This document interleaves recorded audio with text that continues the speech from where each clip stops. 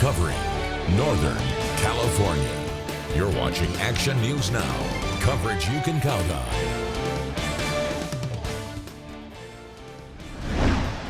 Another Shasta County Elections Commissioner throwing in the towel earlier than planned. We show you why. Plus, when we've done wrong, we need to pay for it. And when we haven't, we need to be able to defend it. new at 6, how body cams for a local sheriff's office could be a win-win for justice and transparency. But first, a local school put on lockdown today. Chico police raced out to Marsh Junior High this morning on what ended up being dubbed an unfounded threat there. Action News Now reporter Shasta College is there and joins us live. Shasta, in light of the Palermo school shooting that just happened weeks ago, this must have been really stressful for everybody involved.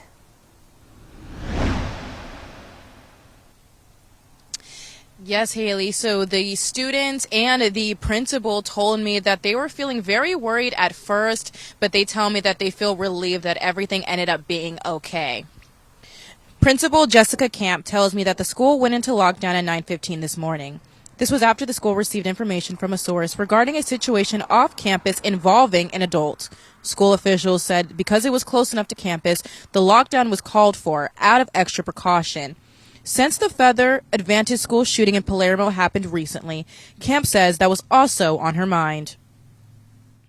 I think it's on everyone's mind. I wasn't concerned that that was going to be the case, but I wanted to take every precaution to be safe. We do regular safety drills, so throughout the school year, we're always practicing our different holds, lockdowns of our campus. We do our fire drills, our earthquake drills.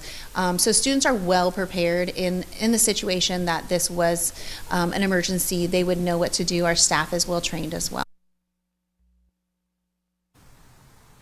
The school went into immediate lockdown from 9:15 a.m. until 9:57 a.m.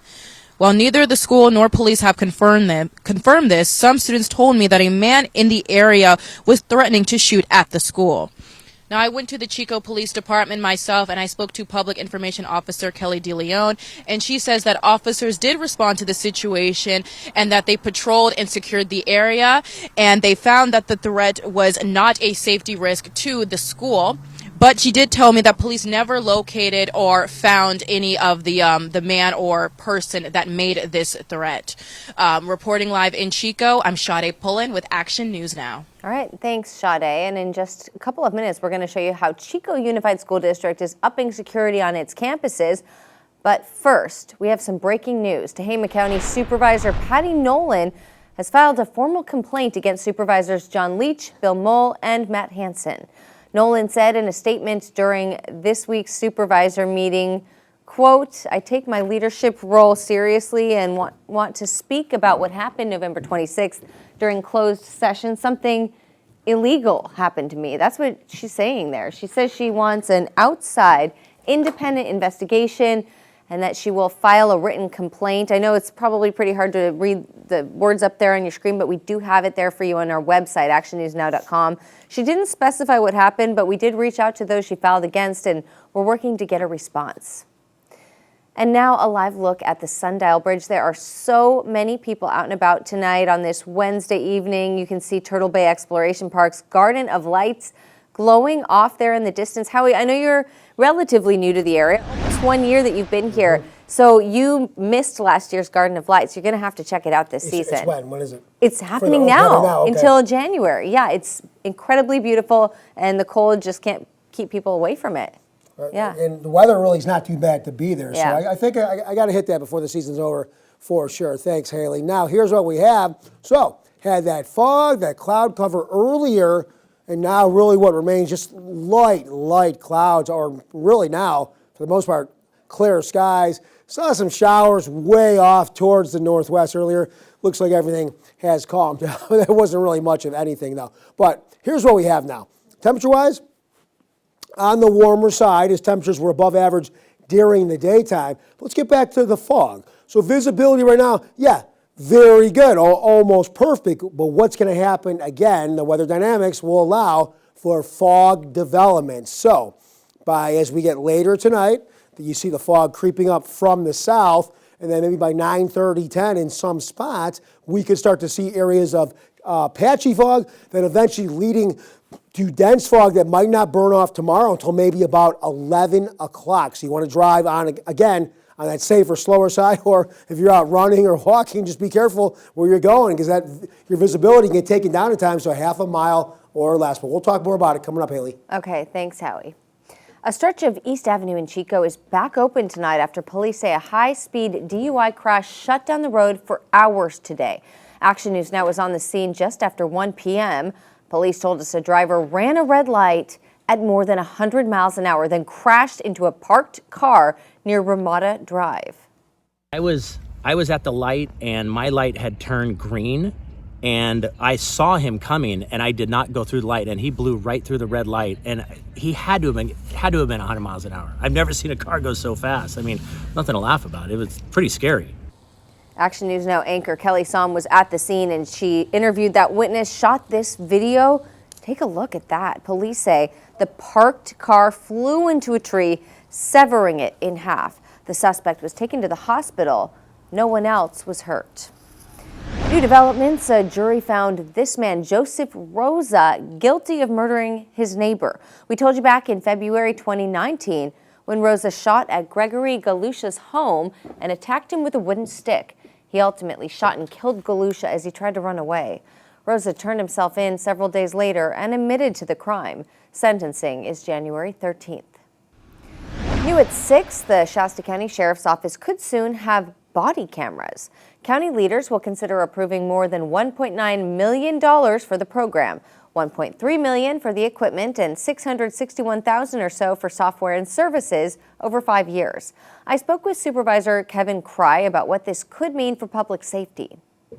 First and foremost, the thing that you said was kind of in line with just adding that transparency and hoping that it has a positive impact on, community sentiment toward law enforcement officers. Do you feel like in Shasta County that there needs to be improvement in the relationship between the public and law enforcement?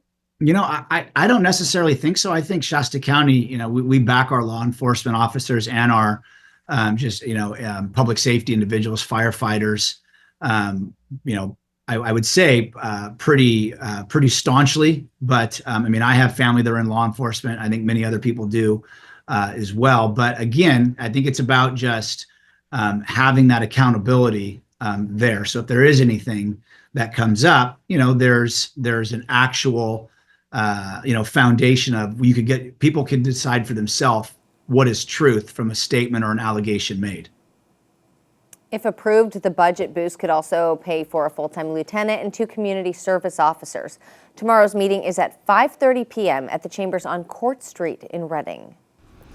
New at 6, Shasta College says it was honored to serve as a backdrop for Governor Gavin Newsom to unveil the state's new master plan for career education. We told you about his visit Monday. The college welcomed Governor Newsom with a live fire demonstration showcasing the skills of its fire cadets. The governor then held a roundtable to highlight expanded career and education opportunities with a focus on veterans. Recent security upgrades at Chico Unified bring families some peace of mind, especially in light of the recent school shooting in Palermo. Action News Now reporter Alejandro Mejia walks us through some of the changes. An intercom and camera system that allows visitors to be screened prior to being allowed on campus. Chico Unified School District just installed its brand new intercom and camera system to enhance its security when visitors come onto campus. Here's how it works. The intercom system is fairly similar to a Ring doorbell camera. You push the blue button that you see behind me and it pings the main office. And once you are past this door, you have to head into the main office to pick up your visitor's badge you have to wear the entire time you are on Chico High's campus. The intercom systems cost around $25,000 per setup and are currently being installed at schools across the district.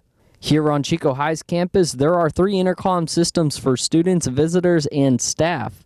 Several Chico High parents I spoke with are pleased with the new system. Yeah, I think it's worth it to try and to invest in everything that's going to bring safety. I think those are great ideas. It's something needed to be done to make our children feel more secure. Following the tragic Feather River Adventist school shooting that happened just 2 weeks ago, I asked Julie Kissel, the Director of Facilities and Construction, if the district is working to prevent a tragic event like that from happening. We are continuing to want to be a warm and welcoming environment to our students and families and staff here at Chico Unified. So we will work as diligently as possible to prevent any unwanted visitors from coming to the campus.